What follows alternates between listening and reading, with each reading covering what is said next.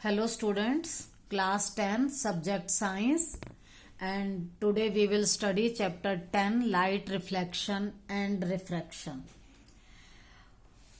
First, about the previous knowledge, you know about the mirror. Every day you use a mirror and you know that mirror has two surfaces. One is polished while the other is reflecting. आप अपने घर में जो plane mirror use करते हो उसमें भी एक साइड पॉलिश्ड सरफेस होता है और दूसरा होता है रिफ्लेक्टिंग सरफेस. आप कहां पर होते हो, पॉलिश्ड साइड की तरफ या रिफ्लेक्टिंग की तरफ? हम होते हैं रिफ्लेक्टिंग सरफेस की तरफ. अगर हम इस साइड होंगे तो हमें कोई इमेज दिखाई नहीं देगी. तो ऑब्जेक्ट जब हम उसके सामने खड़े हैं तो we are the objects. Object is always towards reflecting surface. Okay, हाँ, this is plane mirror. This side shows the polished surface and this shows the reflecting surface. हाँ, now there are spherical mirrors also.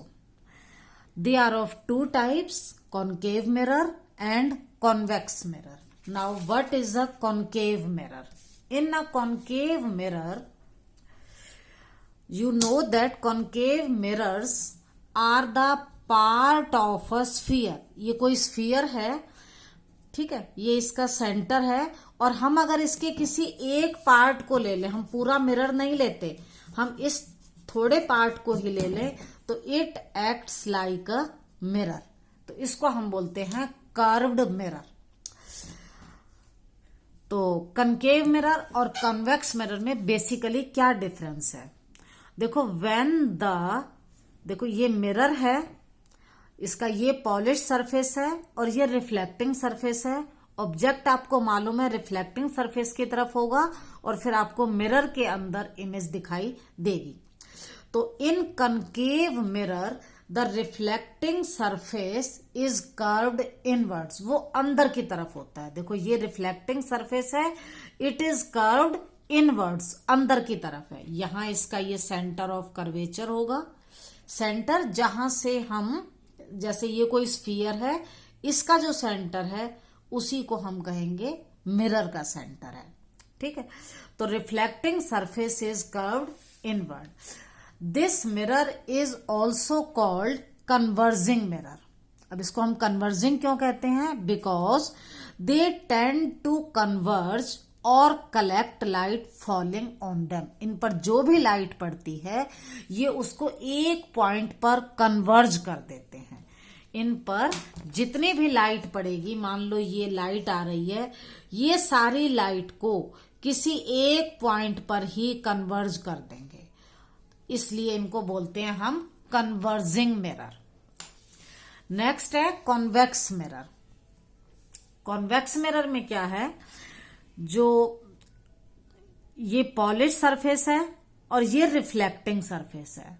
आप इसमें देखोगे कि इसका जो reflecting surface है that is curved outwards, वो बाहर की तरफ है. In convex mirror reflecting surface is curved outwards. It is also called diverging mirror. Diverging का मतलब, देखो कॉन्केव मिरर तो लाइट को कलेक्ट करता था, एक पॉइंट पर कन्वर्ज, इकट्ठा करता था. कॉन्वेक्स मिरर क्या करता है? जितनी भी लाइट आती है उसको फैला देता है, डाइवर्ज, बखेर देता है, फैला देता है. तो इसलिए इसको हम बोलते हैं डाइवर्जिंग मिरर. जैसे ये है, अगर इस पर कोई भी लाइट आ रही है तो ये क्या करेगा? उसको डिफरेंट डायरेक्शन में डाइवर्ज कर देगा. तो इसलिए हम इसको बोलते हैं डाइवर्जिंग मिरर. और इसमें ये जो लाइट है ऐसे लगता है जैसे मिरर के पीछे से कहीं से एक पॉइंट से आ रही है. तो ये हो गया डाइवर्जिंग मिरर. इसके बाद है, अब जब हम रे डायग्राम पढ़ेंगे, हमें मिरर के बारे में पता चल गया तो हमें कुछ डेफिनेशंस के बारे में पता होना चाहिए. अब डेफिनेशंस में क्या है? जैसे मान लो ये आपके पास कोई मिरर बना रहे हो आप। देखो आपने ये कंपास रखी, जहां पर ये नॉक रखी, ये सेंटर होगा, और आपको पूरा स्फीयर नहीं बनाना क्योंकि आप सिर्फ मिरर बना रहे हो, ठीक है। तो इसके एक साइड पर हम करेंगे पॉलिश। तो ये हो गया पॉलिश्ड सरफेस और ये हो जाएगा इसका रिफ्लेक्टिंग सरफेस। जहां आपने कंपास रखी थी ये होगा पॉइंट सी, सेंटर, और इसको हम बोलते हैं सेंटर ऑफ कर्वेचर। यहां पर सी क्या है? Centre of curvature. अब जो मिरर है इसका हम कोई नेम रख लेते हैं MN, और ये इस मिरर का सेंट्रल पॉइंट है। मिरर के सेंटर को हम पोल कहते हैं और इसको हम P से रिप्रेजेंट करते हैं। Centre of mirror is called pole. अब बेटा ये जो P और C, centre of curvature and pole, इसके बीच में से जो भी लाइन पास थ्रू करती है इस लाइन को हम बोलते हैं principal axis. The line passing through pole and center of curvature is called principal axis.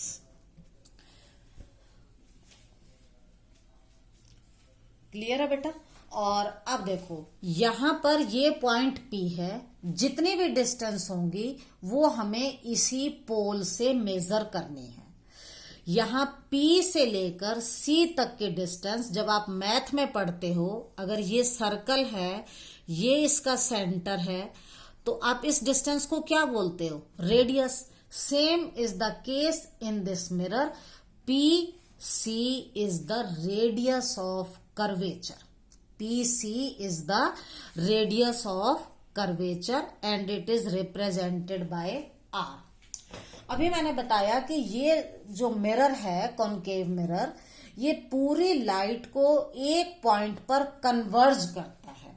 Converge का मतलब यहां पर ये बहुत सारी रेज आ रही हैं। ये मिरर क्या करेगा? इन सभी रेज को सिंगल पॉइंट पर कन्वर्ज कर देगा, ठीक है। और इस पॉइंट को हम कहेंगे फोकस। ये रेज आ रही थी और इस मिरर ने सारी रेज को कन्वर्ज कर दिया। कन्वर्ज का मतलब कलेक्ट कर दिया सिंगल पॉइंट पर, और उस पॉइंट का नाम है फोकस। ओके। P से लेकर, मैंने कहा था सभी डिस्टेंस अब हम P से लेंगे, तो P से लेकर F, पोल से लेकर फोकस तक के डिस्टेंस को हम बोलते हैं फोकल लेंथ। ये कैपिटल F है और ये स्मॉल f है, ये है फोकल लेंथ। और अगर हम ऑब्जर्व करें तो हमें एक और फॉर्मूला पता चलता है, F इक्वल टू R/2। मतलब फोकल लेंथ जो है वो रेडियस ऑफ कर्वेचर की हाफ होती है।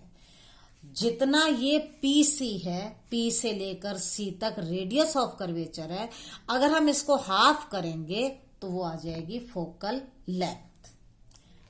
ओके, हम एक बार फिर से रिपीट कर लेते हैं। देखो इसमें C था center of curvature, P pole था मिरर का सेंटर, और the line passing through P and C, pole and center of curvature, उसे हम बोलते हैं principal axis. The distance between pole and center of curvature is called radius of curvature, और ये R के इक्वल है radius. F is the principal focus, the point where all the rays converge. PF, the distance between pole and principal focus is called focal length, और मैंने बताया F equal to R/2। अब हम रे diagram बनाने की practice करेंगे, और उससे पहले हमें कुछ रूल पता होने चाहिए। अब वो रूल क्या है? देखो फर्स्ट रूल, ये सिर्फ कनकेव मिरर के लिए बता रही हूं मैं। रूल 1 क्या है? देखो रूल 1 है, अ रे, कनकेव मिरर के लिए है, a ray of light parallel to principal axis passes through focus of the mirror after reflection। मतलब a ray of light, ये है ray of light, let it be AB, parallel to principal axis, ये principal axis के parallel है। Parallel का मतलब like railway track, जब दोनों के बीच की डिस्टेंस सेम हो, ठीक है। यहां पर आकर ये रिफ्लेक्ट होगी। After reflection it passes through F, ये रूल 1 है। अ रे, आपको बार बार प्रैक्टिस करनी है। A ray parallel to principal axis passes through F. A ray parallel to principal axis passes through F, आपको याद हो जाएगा ये। रूल नंबर 2 क्या कहता है? रूल नंबर 2 कहता है, ये भी कॉनकेव मिरर के लिए है। आज हम पूरी बात कॉनकेव मिरर की ही कर रहे हैं। A ray of light passing through focus, मतलब अगर कोई लाइट की कोई रे फोकस में से पास हो रही है, ठीक है, of a concave mirror becomes parallel to principal axis after reflection। देखो ये रे फोकस में से आ रही है, इस पॉइंट पर ये रिफ्लेक्ट होगी जब मिरर से स्ट्राइक करेगी तो it gets parallel to principal axis.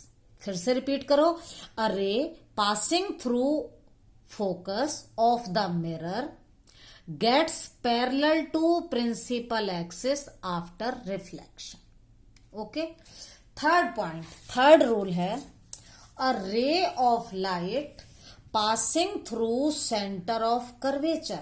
अगर ray of light centre of curvature से आ रही है और यहां रिफ्लेक्ट हुई after reflection, it traces the same path, जिस रास्ते से आई थी ये उसी रास्ते पर जाएगी, कहीं नहीं मुड़ेगी। A ray passing through center of curvature traces the same path after reflection by a concave mirror। हाँ, अब बेटा कभी कभी क्वेश्चन थोड़ा टिपिकल आता है कि इस केस में यहां पर एंगल ऑफ इंसिडेंस, एंगल आई क्या होगा, एंगल आर क्या होगा। देखो आपको ये पता होगा, मैथ में आपने पढ़ा है कि जब हम, ये सर्कल है, ठीक है, सर्कल में ये सेंटर है और ये रेडियस है, ठीक है, और ये इस पॉइंट पर अगर हम देखें तो ये एंगल कितने डिग्री का होता है? 90 डिग्री का। और 90 डिग्री वाले एंगल को हम बोलते हैं परपेंडिकुलर। अब अगर कोई रे of light centre of curvature से आ रही है तो यहां पर एंगल ऑफ इंसिडेंस क्या होगा? एंगल ऑफ इंसिडेंस यहां पर होगा 0, क्योंकि एंगल ऑफ इंसिडेंस का मतलब है ये परपेंडिकुलर और ये इंसिडेंट रे, दोनों के बीच के एंगल को एंगल ऑफ इंसिडेंस कहते हैं। यहां पर भी यही तो इंसिडेंस रे है और यही परपेंडिकुलर है। देखो यही परपेंडिकुलर है और यही इंसिडेंस रे, तो दोनों के बीच का एंगल क्या होगा? 0। और एंगल आई 0 है तो एंगल आर भी 0 होगा। Therefore the reflected ray traces the same path. ठीक है, अब हम पढ़ेंगे कि मतलब रे डायग्राम कैसे बनते हैं डिफरेंट पोजीशन के लिए। अगर हम किसी मिरर को लेते हैं, अगर हम किसी मिरर को लेते हैं तो उसमें क्या होता है? देखो आपको मालूम है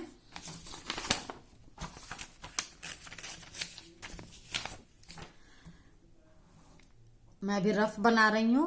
ये मिरर है, ये इसका पोल है, ये फोकस और ये सेंटर ऑफ कर्वेचर। बेटा आपको ये ध्यान रखना है, ये जितना ये डिस्टेंस है उतना ही ये है, क्योंकि आपने पढ़ा है F = R/2, मतलब P से लेकर C तक की डिस्टेंस का अगर आप आधा कर देते हो, अगर ये 6 सेंटीमीटर है तो आपको यहां 3 सेंटीमीटर पर निशान लगाना है, तो ये होगा फोकस।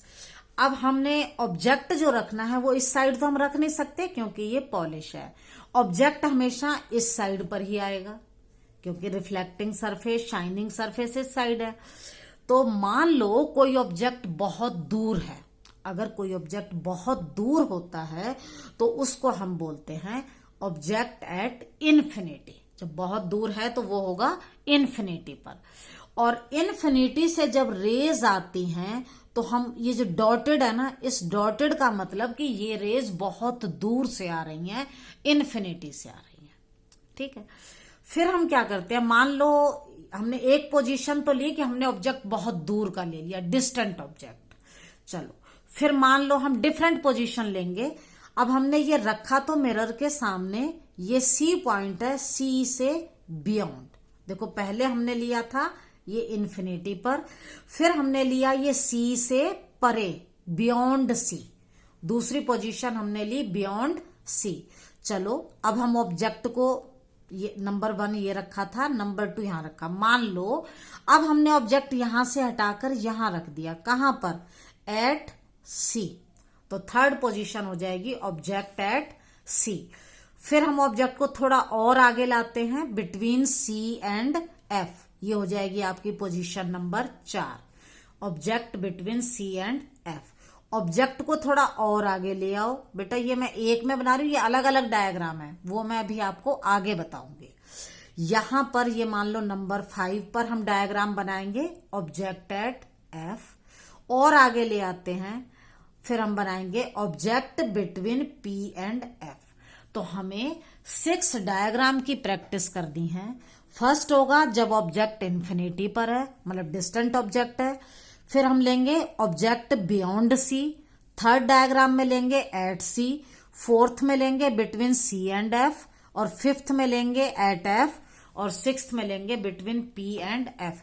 मतलब हम ऑब्जेक्ट को धीरे धीरे किधर ला रहे हैं, मिरर की तरफ। और फिर हमारी जो इमेज बनेगी, हम उसका एक चार्ट बनाएंगे और उससे कुछ रिजल्ट निकालेंगे। इसके लिए आपको नेक्स्ट वीडियो देखनी होगी। Thank you.